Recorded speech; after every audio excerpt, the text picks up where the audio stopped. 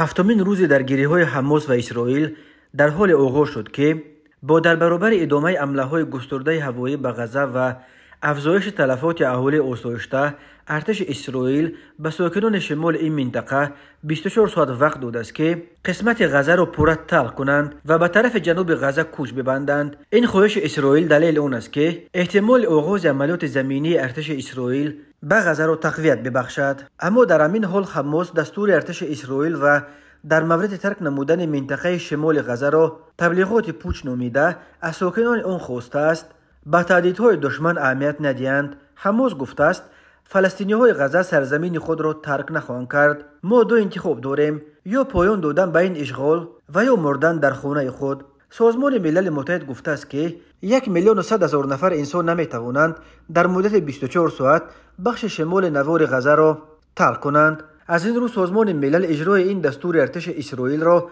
در چنین مدت کوتاه دشوار و نتیجه آن را فاجعه بار نامیده است. اما در جواب این نگرانی سازمان ملل از اهالی آسایشته غزه، نماینده دائمی اسرائیل در نزد این سازمان واکنش سازمان ملل را مورد انتقاد قرار داده آن را شرم‌آور دانسته است. سازمان ملل گفته است که ضمن حمله‌های طیاره‌های جنگی اسرائیل به غزه بیش از 84,000 نفر از اهالی آسایشته آن منزل‌های خود را از دست داده، بیش از 423,000 نفر دیگر در غزه بدون سرپناه ماندند. از این رو سازمان ملل از کشورهای جهان خواسته است تا برای رسیدگی به عادی‌ترین نیازهای اهالی آسایشته غزه که دست کم 1,200,000 نفر را تشکیل می‌دهد، به 294 میلیون دلار احتیاج دارد.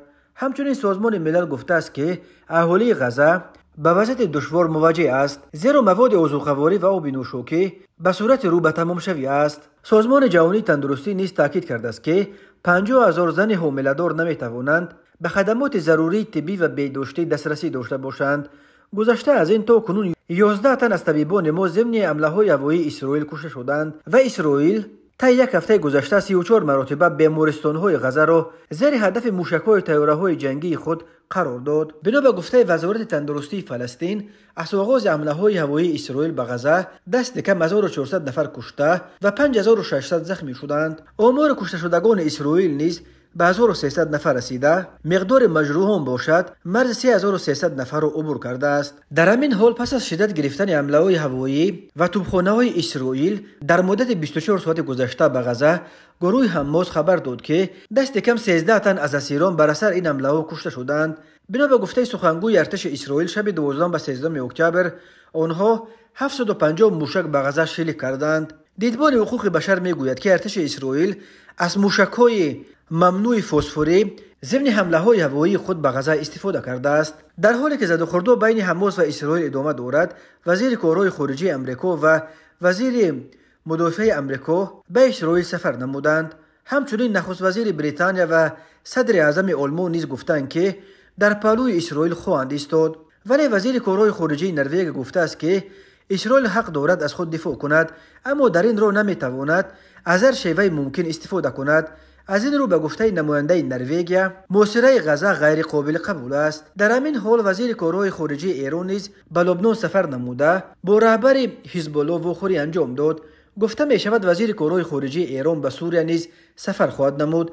اما ارتش اسرائیل فرودگاه شهر دمشق را نیز زیر هدف موشک‌های طیاره‌های جنگی خود قرار دادند. کارشناسان ساحه بر آن نظرند که سفرهای وزیر کارهای خارجه ایران به کشورهای عربی شاید باعث کشوده شدن جبهه نو جنگی از طرف لبنان و سوریه شود.